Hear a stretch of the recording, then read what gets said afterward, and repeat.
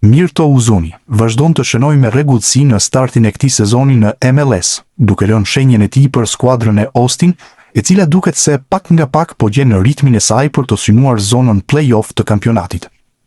Skuadra teksane luante në transfert ndaj Minnesotës një ndeshje shumë të komplikuar, por ja doli të kalonte shpejt në avantazh, pikërisht fal Uzunit. Ky i fundit u tregua Yakult duke ekzekutuar saktësisht një penallti që në minutën e 14 të ndeshjes, por të kaluar në epërsi ekipin e tij. Për Uzunin ishte goli i 5 në kampionat, duke u konfirmuar në një formë shumë të mirë në këtë start të edicionit, të cilin e ka nisur me një ritëm tjetër në krahasim me ato të një viti më parë, kur sapo ishte transferuar në SBA.